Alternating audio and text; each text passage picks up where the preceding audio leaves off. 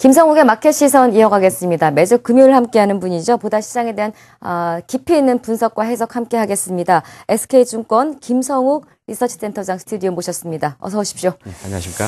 조금 전까지 우리 국내 시장 이슈와 시장 분석을 좀 해봤었는데요. 다시 한번 좀 큰 그림에서 우리 시장 들여다보고 세부 전략 세워봐야 될 것 같습니다. 일단 우리 시장은 현재 코스닥 시장 상당히 좋고요. 코스피도 보합권에서 빨간불을 켜고는 있습니다만 전날 기타 다른 유럽 국가나 미국 증시 상당히 분위기 안 좋았었습니다. 여전히 유로존 문제가 재부각됐고 키프로스에 관한 문제가 시장의 상승 발목을 잡고 있는데 이렇게 또 러시아와의 또 그 어떤 힘겨루기 이야기까지 시장 이슈가 되고 있습니다. 이 부분 자세하게 좀 짚어주시겠습니까? 예, 말씀하신 대로 사실 그 키프로스란 조그만 나라의 일이 네. 그리스 더 나아가서 스페인 이태리까지 유로존 그 리스크 전체로 확대되는 거 아닌가라는 우려가 많습니다. 근데 결론부터 말씀드리면 그 키프로스 사건은 단기간 안에 해결될 것으로 예상이 됩니다.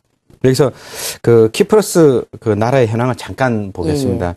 이 나라가 유로존 전체에서 이제 차지하는 그 경제 규모가 GDP가 0.2% 정도밖에 되지 않습니다. 근데 특이한 거는 인구의 한 80%가 이제 그리스 종교를 믿고 있습니다. 그러니까 딱 보시면 그리스하고 굉장히 밀접한 나라임을 알 수가 있는데요. 예. 실제로 그리스 국채를 이 나라가 그 GDP 대비 무려 160%나 가지고 있습니다. 그러니까 굉장히 그리스와 밀접한 나라다라고 보시면 되겠습니다. 반대로 그리스도 마찬가지로 키프로스 채권을 160억 달러 정도 가지고 있습니다. 그래서 어느 한쪽이 힘들어지면 다른 한쪽도 힘들어지는 구조이기 때문에 지금 아직까지도 그 영향을 미치는 거 아니냐라는 그런 우려적 시각이 있는 게 사실입니다. 근데 사실 그 160억 달러 정도면 그리스 입장에서는 아쉬운 따라 지금 그렇게 부담스러운 금액이 아닐 수 있습니다. 그리고 거기다가 사실 유로존 있죠. IMF 또 있죠. 그다음에 그 특이한 게 이제 러시아 부분이 있습니다. 네네. 그래서 각국이 사실은 이 키프로스의 디폴트, 그리스의 디폴트 원치를 않고 있습니다. 그래서 어떤 형태로든지 그 결론을 내야 되는 상황입니다. 근데 러시아도 지금 공식적으로 예를 들면 이게 대출의 이자를 떨어뜨린다든지 상환 기간을 늘린다든지 하는 아이디어를 제시를 하고 있습니다. 그래서 머지않아 결론을 좀 낼 것으로 예상이 되는데요. 네. 다만 이제 마침 4월이 그 스페인과 이탈리아의 국채 만기 도래분이 상당히 많은 편입니다. 그래서 마침 또 이런 우려가 그 국채 만기 도래하고 같이 엇갈리면서 엮이면서 좀 우려가 조금 확대된 면도 있다라고 좀 보여지고 있습니다. 알겠습니다.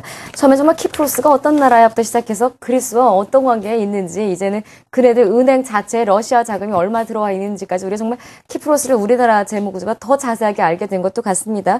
하지만 어쨌거나 이렇게 복잡하게 인연이 연결되어 있는 만큼 또 관련된 나라들이 함께 키프로스를 가만 놔두지는 않을 것이다. 좀 도와줄 것이다 라는 부분에서는 어느 정도 긍정적인 시각이 예측 가능한 것도 같습니다. 다음 소식 다음 이슈 한번 짚어보도록 하겠습니다. 국내 코스피 지수가 오늘은 조금 상대적으로 다른 나라 대비 지수 흐름 괜찮다, 양호하다라고는 합니다만 분위기가 썩 좋지는 않습니다. 최근에 121선 이평선을 이탈했다 이런 이야기도 나오고 1950선 지금 그 부분에서 움직임을 이어가고 있는데 가장 크게 지금 이슈가 되고 있는 게 외국인들의 매도세예요. 어떻게 보십니까? 예, 그렇습니다. 지금 날짜 수로 봐도 이제 7일 그러니까 6일 데이터만 보면 최근 6거래일 동안 무려 이제 2조 이상의 외국인 매도세가 나왔습니다. 예, 어제까지요? 예, 어제까지입니다. 비교적 단기간에는 적지 않은 큰 물량이라고 생각합니다.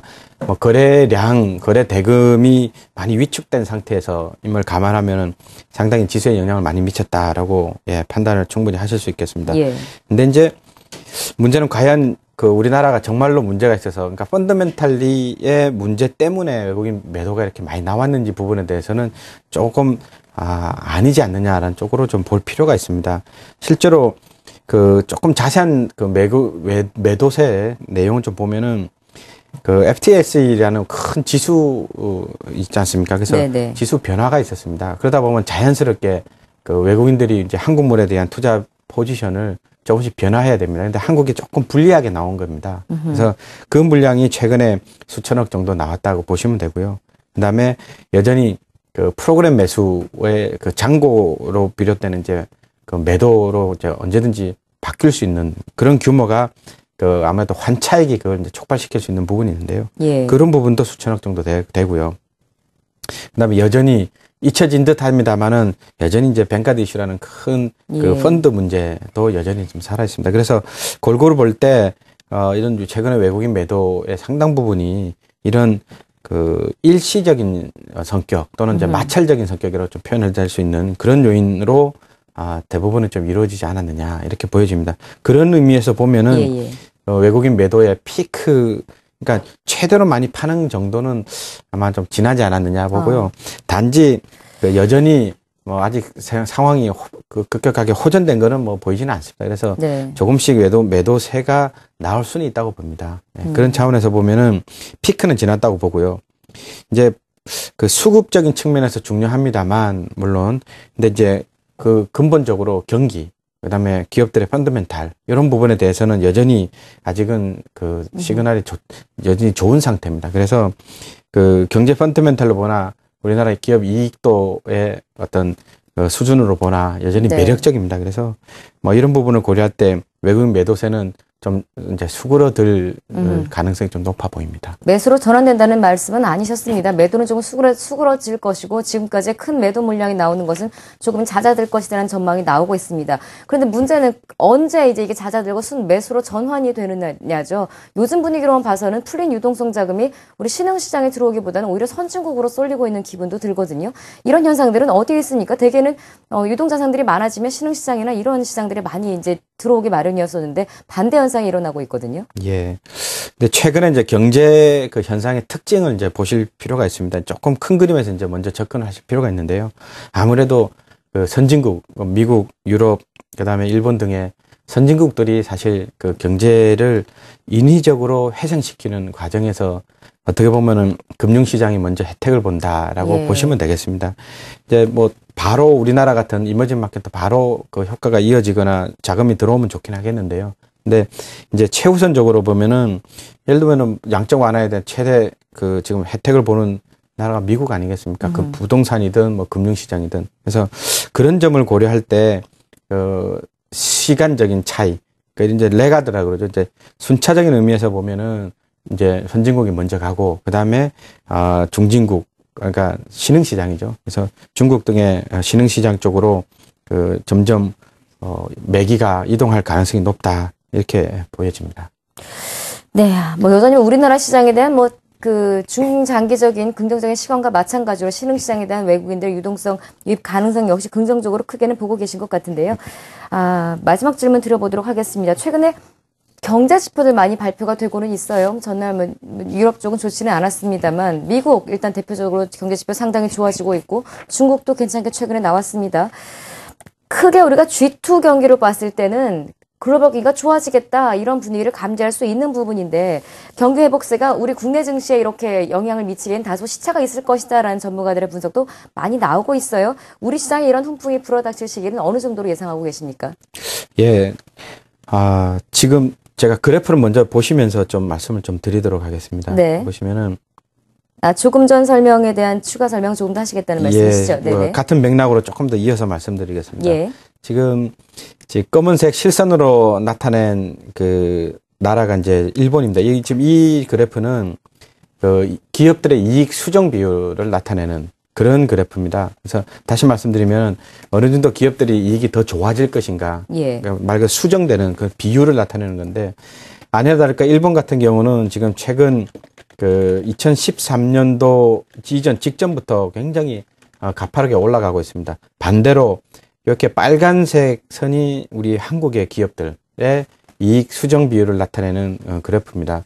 이 말씀은 무슨 말씀을 드리고 싶냐면은 그 환율 문제 때문에 사실은 이런 그 엔달러라는 환율 문제 때문에 가장 피해를 볼 수 있다라는 우려 때문에 일본과 한국의 그 기업들의 이익이 전망치가 이렇게 극명하게 나타났다 이렇게 보시면 되는데요. 사실은 그럼에도 불구하고 그 점선을 보시면은 바닥권이 있습니다. 이 네, 바닥권은 역사적으로 보나 그다음에 향후 뭐 가능성은 이제 그 함축적인 의미로 보나 말 그대로 그 기업의 이익의 바닥을 찾는 그런 지금 시점이고 그 말씀은 그 주가의 바닥권을 찾는 거하고 동일한 의미입니다. 그래서 네. 그 꼭지 이 그래프의 윗부분에서는 주가의 그 피크를 얘기하기가 논할 때고요. 예. 밑에서는 그 바닥권을 찾는 논할 그런 그 경우가 되겠습니다. 그래서 시점을 이제 말씀을 하셨는데 네. 이런 이제 바닥권을 다지고 올라가면서 이제 그 중간선이 0%좀 올라가면서 하는 그런 그 최소한 3개월에서 한 6개월 정도 네. 되면은 실질적으로 경제 회복세가 극명하게 나타날 것으로 예상이 됩니다. 그래서 따라서 그 회복세에 대한 확신은 어느 정도 가질 필요가 있다라는 측면에서 아까 말씀드린 수급적인 그 이슈들만 좀 해결되면은 그러면은 주가가 이제 리커플링 되는 모양으로 나타날 것으로 예상이 됩니다. 단지 이제 중국 시장 부분에서는 조금 더 고찰할 필요는 있을 것 같습니다. 네. 어떤 의미냐면은 경제의 그 성장 목표가 과거에는 일종의 이제 양적 성장 지향이라고 볼 수가 있겠습니다. 근데 지금 새로운 시진핑 정부에서는 보다 긴 안목에서 그 질적 성장, 그러니까 지속 가능한 성장을 목표로 하고 있습니다. 그 말은 예를 들면 물가 상승을 통제를 해나가면서 그다음에 뭐 사회적으로 큰 문제 없이 그런 그 질적 성장을 꾸준히 실천을 하겠다는 게 정책입니다. 그 말씀은 곧 어느 정도 희생이 있을 수 있다는 얘기입니다. 다시 말씀드리면 부동산 가격 무조건 잡으려고 노력할 것입니다. 그래서 그 절대 수치상의 8%를 훨씬 초과하는 그 경제 성장은 실질적으로 기대하기 어렵다라는 측면에서 이제 남은 거는 중국 당국이 물가를 잘 잡을 수 있느냐. 그에 따라서 그 통화를 풀었다 쬐다 하는 그런 그 메커니즘을 성공적으로 수행을 하느냐라는 게 지금 중국에 대한 본 큰 시각 중에 하나인데요. 이런 점이 이제 아직은 이제 미국 등 일본 같은 선진국은 이제 그 완화 지향적인 일변도고 중국 같은 경우는 이미 이제 자생적 경제를 지속 가능한 경제를 바꾸기 위해서 내부적으로 그런 노력하는 점이 좀 다르다라는 측면에서 보면은 전반적으로 경제 특성이 좀 차이가 납니다. 중요한 설명을 제가 놓칠 뻔했군요. 일단 신흥시장에 지금 자금이 유입되는 속도가 늦은 부분에 대한 자세한 설명이 이어졌고요. 워낙 그 애널리스트들의 전망치 기대 수준이 지금 우리나라가 낮은 부분이기 때문에 이 부분도 좀 회복될 수 있는 긍정적인 시각도 유효한 것 같습니다.